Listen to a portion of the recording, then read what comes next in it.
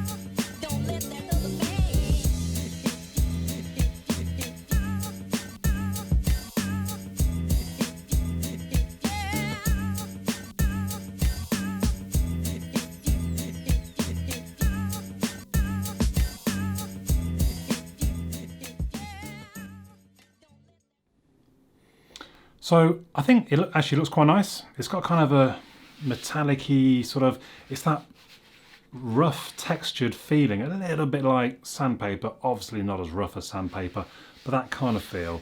And I think it looks quite nice. It's managed to pick up sort of fingerprinty marks over the few days I've been using it. But it generally feels like a pretty good piece of hardware. If we look at the ports while we're looking at the outside, that's just like a tether strap, I think.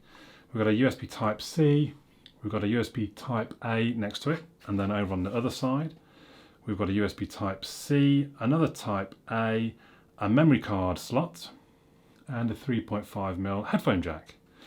That's all there is really to see on the outside. And as we open up, and the screen comes on.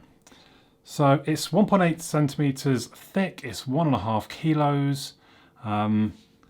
And the hardware, from what I can tell, AMD A4 9120, 2.2 gigahertz CPU, 4 gig of RAM, 32 gig of storage. It's got Bluetooth 4.2 and it's got Bang & Olufsen stereo speakers. Maybe let's start there, I suppose. So let's get YouTube open. I don't know what it's. And you'll notice perhaps, whilst we're heading into YouTube, the screen for me is probably one of the weaknesses, and I think it's where it's quite apparent that it's a budget laptop.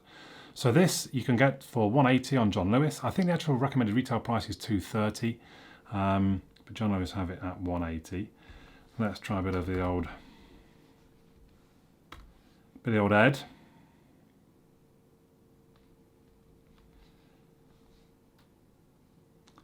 It's reasonably responsive, but at the same time there are times where it seems to lag down a little bit to me, but it has only got 4 gig of RAM, etc, etc, so. I'm thinking about how people fall in love in the I have to be careful because too much music video and YouTube will take me down, or they'll want part of me advertising revenue.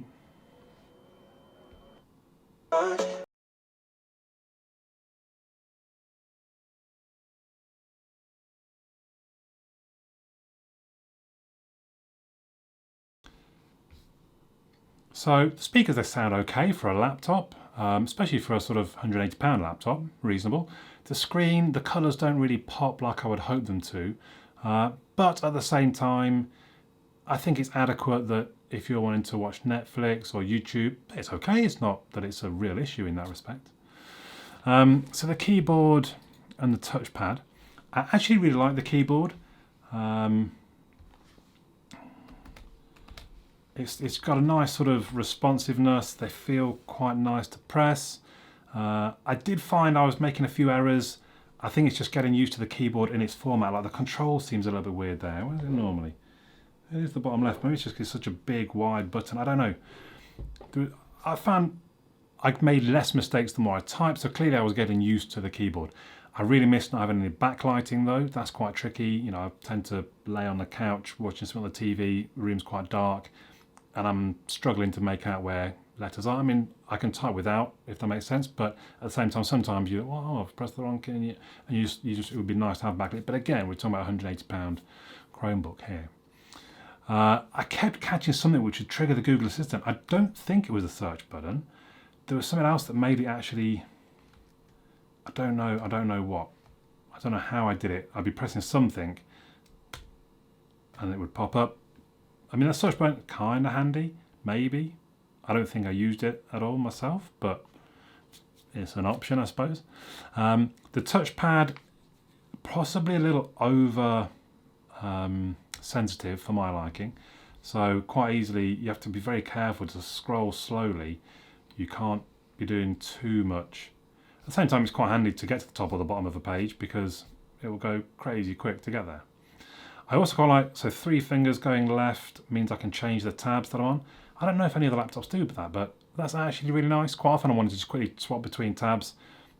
And that's just a real, again, you've got to be quite careful because it's quite sensitive. But yeah, it seemed a nice way of doing things. Obviously, you've got the 2 fingers scrolling up and down, like I think most have. To select text, I thought, I mean, it tricked me for a little while because I thought you have to press quite hard. But I think maybe as I got used to it, I mean, it took me a little while to realize you could press because you have to press so hard. But I think you get used to it and then actually that's okay, that's fine. I've mentioned about the screen. I should point out perhaps it's a matte screen, it's not touch screen. It's a matte, so it's not shiny, and that might be partly why the colours don't pop. I don't know, just that sort of bit of a glaze on it. So obviously it's running Chrome OS, that's the big thing about it. If we have a quick look at that, so in the bottom left, we've got kind of the app drawer. Wait, how did I say that? Oh no, I've got to then, there we go. And then we've got all of the apps. You can install Android apps. So, well, I don't know, you've got the Play Store, for example. So if we tap to open the Play Store, some apps open up in kind of the screen mode. So if I go to battery log, you see that comes up in kind of as it would on a phone. Some of them you can then tap. So let's not bother re-sign. Some you can say go full screen please, and it'll do it, no problem. Drop that back out of the way. But yeah, we've got the Play Store. It seems a slightly different, but we've got the apps, we've got games, we've got movies and TV. And again, we've got, so if I press the, we have got, oh there it is, sorry. So we have got the Play movies and TV shows. All your Play Store stuff is there to be watched, which is quite handy. It's quite cool. So that's the sort of the app drawer and the search and stuff. Along the bottom is a bit Mac OS style, I guess, with the different apps that you've got open at the time. In the bottom right is kind of the control center. So you have your sort of Wi-Fi, Bluetooth, all that sort of stuff, casting, volumes. And at the top here, you've got all your notifications, which are obviously just for the things you've got installed. They don't sync through across from your phone or anything like that. It does have a smart lock, which when I was setting up, it said, do you want to use your phone to unlock your Chromebook? Well, yeah, go on then. So I've never had to put a password in. I should tell I have once because we didn't log my brother in. My brother logged in so that I could use Stadia, which I had a bit of a game with using the controller on the Chrome OS. It's kind of cool that something with this low power can play Destiny 2, but at the same time, Stadia is not ready, is my opinion. There's a bit of a sort of I'd wondered about doing a video on it, but I haven't played it enough, and I don't see it. I don't get it enough at this point. I don't really understand it enough. There's only one game that I can play that I can think. At least, again, it's not even mine, it's my brother's. Anyway, so it was kind of cool you could play it on here, but at the same time, Stadia was a bit laggy and often didn't look great. So probably not that different if I was playing on the actual Chromebook itself. But there, there's all your notifications, and just clear those. And I think that's kind of it for the OS. It's not sort of anything more groundbreaking than that. From what I understand, you can install Linux apps as well using something called Crouton. But again, don't know much about that, just something I read on Wikipedia. And it seems it's a little laggy, but at the same time, we are on quite a low spec machine, so perhaps it could be that I'm just expecting too much.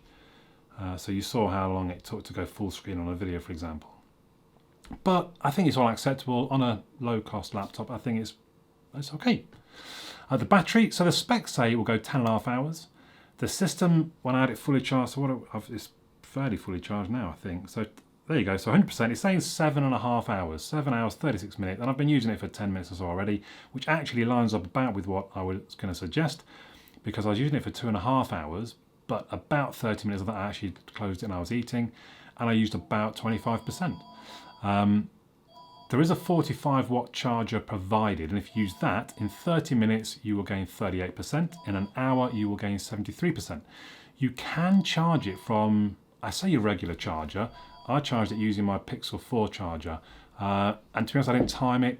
It was quite slow, it wouldn't be something I'd recommend, but it does charge, but it would take a lot longer than the hour and a half or so that the 45 watt charger would take. So I think really just got to remember that this is like a £200 laptop, and actually what you're getting for that, it's quite nice hardware, except perhaps the screen. The screen does sort of let it down a little bit, I would say. Using it is generally quite a nice experience though. I've used it for a good few days and I wasn't thinking, oh, I need to stop using this and go back to my MacBook. It was generally okay. And I think for 95% of what 70% of people do, Chrome OS has you covered. Checking emails, checking Facebook, watching YouTube videos, watching Netflix, it can do it all. Having said that, if you want something for media consumption, I would generally recommend get a tablet. If you spent this kind of money on a tablet, you'd probably get a bit of a better screen. Not sure about the speakers, maybe, no, similar speakers. And it's probably just a better experience for watching things like Netflix and YouTube. If your mum needs something though for checking her emails and checking Facebook, then actually this could be ideal. So there we go. Here's the HP Chromebook 14. £180 in John Lewis. I haven't really checked other prices anywhere else to be honest, but it's £180 in John Lewis. That's not a bad buy, I think. HP Chromebook 14. So, if you haven't already, please do subscribe to my channel. Check out other videos. You might enjoy those, hopefully. Leave me a comment. I promise I'll read all of them. But for now, my name's Andy, and I'll catch you all again soon.